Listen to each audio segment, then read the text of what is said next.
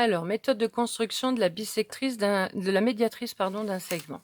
Donc, nous allons voir deux méthodes. La première qui utilise la définition de la médiatrice et donc qui utilisera la réquerre pour faire une perpendiculaire. La deuxième qui sera la plus judicieuse et la plus rapide, qui utilisera le compas. Alors, dans cette méthode donc, qui est expliquée ici, on commence par mesurer le segment. Donc, votre segment est là, on prend sa règle, on mesure, voilà, le segment. Donc là, ça fait pile 4. Alors, ici, à côté, vous allez écrire ce que vous avez obtenu. Attention, c'est une longueur. Donc, on ne met pas de crochet. Donc, la longueur AB, on a trouvé 4. Le but, c'est de placer un milieu. Pour placer le milieu, je dois prendre la moitié. Donc, on obtient 2. Donc, du coup, je mets ma marque aux 2 cm qui correspond au milieu. Je code le milieu. Donc, il faut bien faire attention au codage. Vous le faites à la fin ou au fur et à mesure, mais en tout cas, il doit apparaître. Ensuite, la médiatrice, sa définition, c'est que c'est la droite qui coupe perpendiculairement le segment sans milieu. J'ai le milieu, il manque la perpendiculaire. Donc, on rappelle comment on trace une perpendiculaire. J'utilise donc le milieu de la réquerre, là où il y a les petits carrés. Je dois l'aligner avec le segment ici. Voilà. Ensuite, je fais un glissement, puisqu'il faut que le bord de ma réquerre, ça soit le milieu. Donc, vérifiez bien que vous êtes toujours bien aligné. Quand on est dessus, on trace.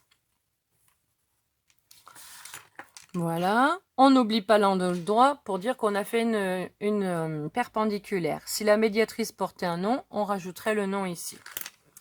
Deuxième segment, donc c'est le segment CD.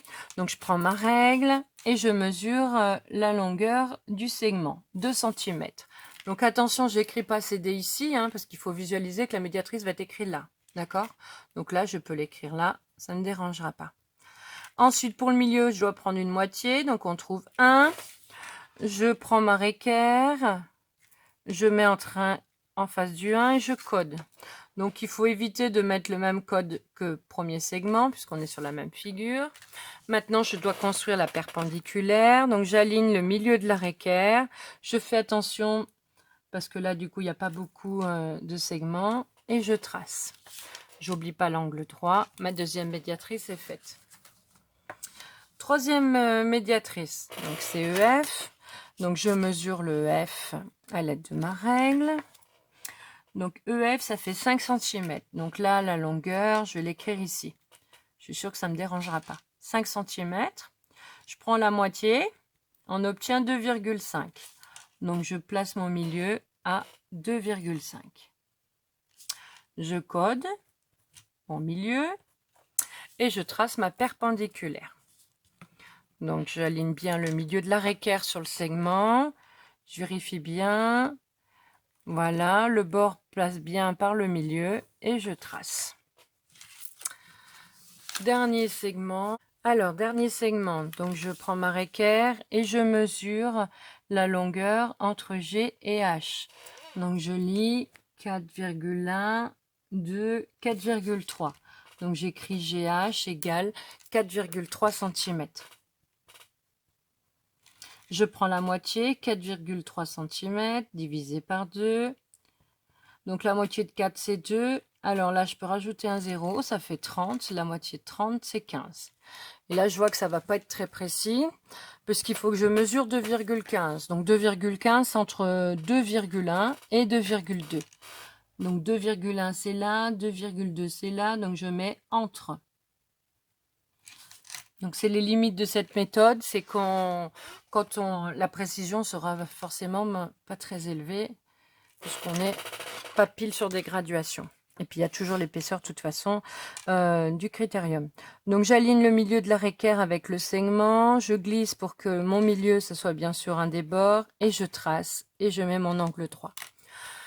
Donc, cette méthode utilise la définition, mais donc, elle est pas très précise et puis elle est coûteuse parce qu'il faut mesurer, prendre une moitié, faire une perpendiculaire. Donc on va voir la deuxième méthode qui est plus rapide, qui est l'utilisation donc du compas. Voilà. Donc là on le verra. Voilà. Plus tard dans l'année, c'est lié à la symétrie. Alors j'ai un segment, il est dessiné. Donc là je ne vais pas mesurer à la règle. Donc là peu importe la taille du segment et la précision est meilleure. Donc je prends mon compas et je prends un écartement quelconque. Enfin, pas tout à fait, il doit être plus grand que la moitié du segment. Donc si vous voyez ici, là je vois tout de suite que c'est plus petit que la moitié, donc ça ira pas. Je peux prendre le segment entier si je veux. Plus l'écartement sera grand, meilleure sera la précision, mais il faut quand même que ça puisse rentrer sur la feuille. Donc si je prends cet écartement-là, donc là je suis sûre que je suis plus grand que la moitié, je mets bien ma pointe sur une extrémité du segment et je vais faire 2 arcs de cercle. Un au-dessus du segment, un au-dessous. Je les fais assez grand pour pas avoir besoin de refaire et de m'y reprendre si c'était trop petit. Je change pas l'écartement du compas, donc il faut vraiment avoir un compas qui bouge pas. Et je mets la pointe sur la deuxième extrémité du segment et je refais 2 arcs de cercle. Ils vont couper tous les deux les autres arcs de cercle qui avaient été dessinés. Donc j'ai mes 2 marques, j'ai plus qu'à les relier. Je fais attention à la définition. La médiatrice d'un segment, c'est la droite, donc je dois prolonger des 2 côtés. Sinon, je trace qu'un segment, une demi-droite. Quand j'ai fini, il faut que mon correcteur puisse bien voir que j'ai construit une médiatrice. Donc pour cela, il faut bien que je remette le codage. Même si on n'a pas tracé de perpendiculaire, même si on n'a pas placé de milieu, il faut qu'on justifie la construction. Donc on met bien l'angle droit et on code le milieu. Deuxième exemple. Voilà, deuxième construction. Donc le segment, il est ici. Voilà.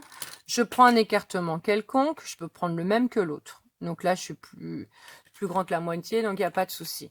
Je fais un arc de cercle à gauche, cette fois-ci, du segment, et à droite. Je ne change pas l'écartement, et je change d'extrémité par contre. Je mets la pointe sur l'autre. Je coupe mon premier arc de cercle, et je vais faire pareil de l'autre côté.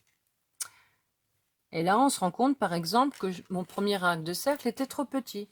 Donc, il faut que je revienne avec le même écartement, hein, c'est pas grave, et que je prolonge. Une fois qu'on a ça, on trace bien donc la médiatrice en prolongeant des 2 côtés. On n'oublie pas l'angle droit et on code le milieu, donc avec un codage différent du premier. Alors, le dernier, on ennuyait parce que si on fait la même méthode, vous voyez que là, je serai sur la table. Donc, ça va pas. Donc, je prends un écartement quelconque, plus grand que la moitié, ça, pas de souci.